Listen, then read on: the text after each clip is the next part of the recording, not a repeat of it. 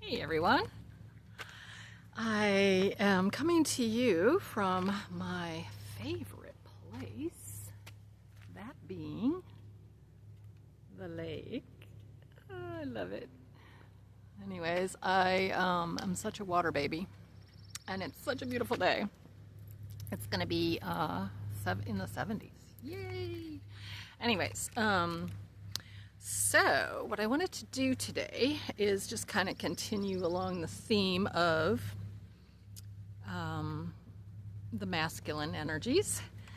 So I had posted some things about toxic masculinity, and I just wanted to further that subject because I am a healer and I do lots of transformational work with myself and with clients. And so there's always deeper and deeper layers to go, right? So with any toxic energies,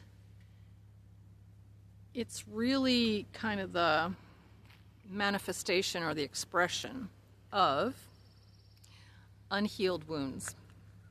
So it's my current awareness that if we are here to dismantle the toxic masculine matrix, which would include domination, control, narcissism, you name it. If we're supposed to dismantle that energy, we have to look at the deeper layers. So, to me, any type of toxic or negative energy comes from wounding or trauma. Now, I know as a transformational coach that there's always more to understand and deeper layers to go. For instance, if a masculine or a feminine, so one thing I wanted to bring out is that there's a masculine and feminine energy in all of us. So it's not to exactly point the finger at, all men are bad type thing. No.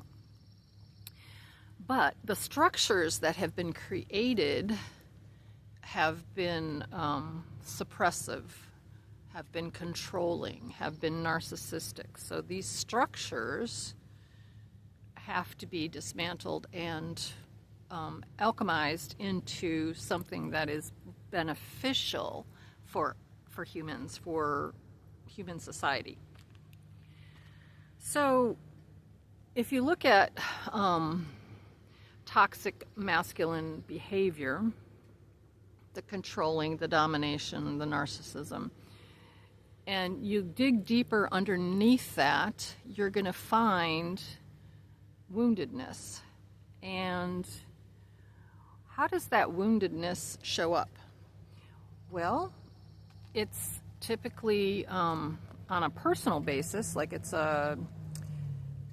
something that happens in childhood. So if you think about this reality and how most men are raised, not most, I shouldn't say it that way, but I mean a good deal of men are raised to be tough, to not cry. Don't be a crybaby. Don't be a girl. You have to kind of be tough and not have emotions. Don't have emotions or don't express emotions, right? So what does that do to a boy? It really pushes those emotions down deep. And so emotions don't go away. You can't suppress them. I mean, you can, but it's going to come out in ugly ways. And that's what I mean by the deeper layers. So if you weren't nurtured and allowed to express emotion as a child, you're going to carry those tendencies or those unhealed wounds, which it is a wounding, Because if you're not able to fully have your own feelings, that is a wound. That is a real big wound. I know I experienced it, and as a girl even, So, yeah. So I did. Just went somewhere with that, didn't I? All right. So, in order to heal the toxic masculine, we have to go into ways to heal the inner wounding of the masculine. And so I know that if I'm recognizing this in men that come my way, that I get in contact with, that they have these tendencies, then I have to also look at myself internally. So I know that I have an internal masculine and feminine. So what are these wounds of the masculine that need to be healed? Well, I can think of a few. First of all, nurturance. Like, do men ever think about nurturing themselves, or is that more of a feminine quality?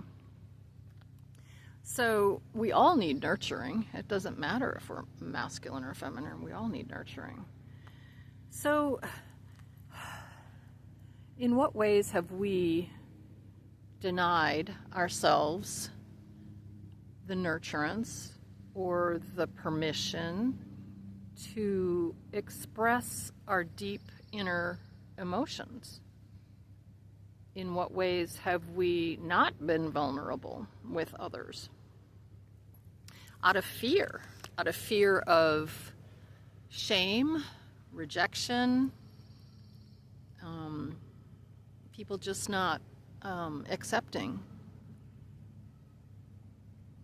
So for myself, I feel like I do have a challenge with expressing how I truly feel, because I've dealt with a lot of projection, rejection, shaming, blaming, whatever.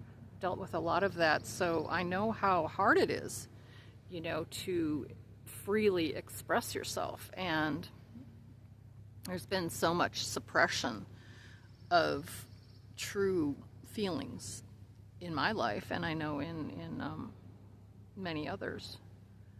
So the point of all this is how can I heal those wounds in myself so that the external shows up differently, shows up in a healed manner. For instance, in relationship, like if I have a masculine relationship with a masculine, if I have unhealed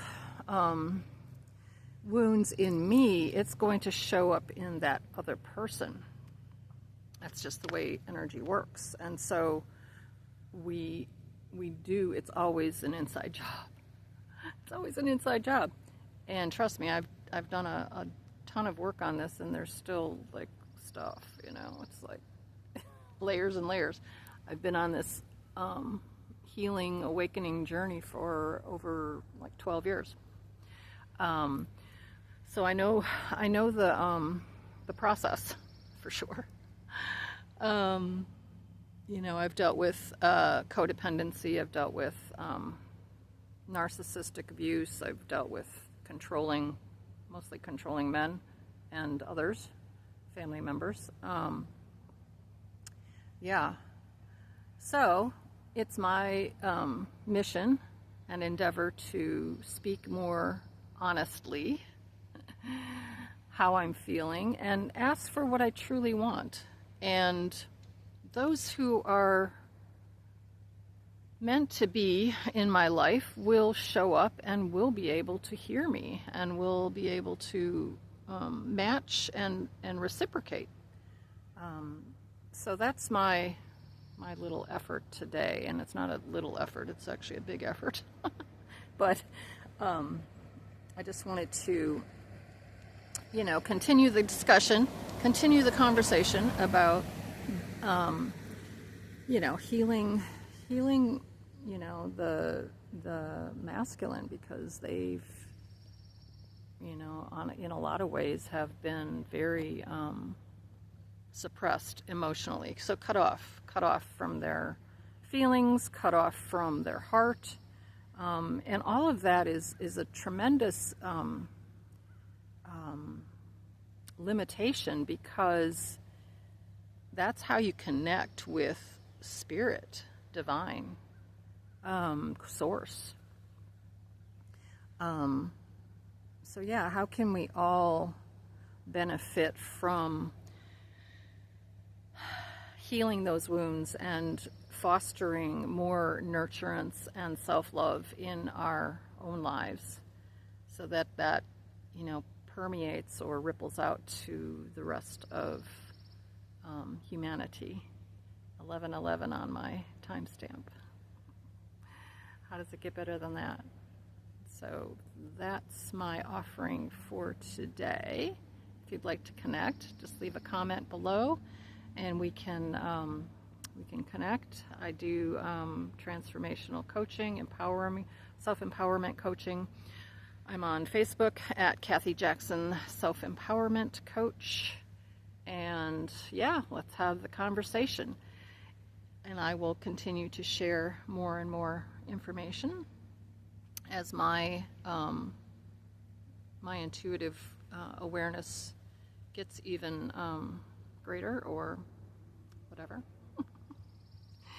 All right, you guys have a great day. Hope you get outside a little bit. It's beautiful out. And we'll talk again soon.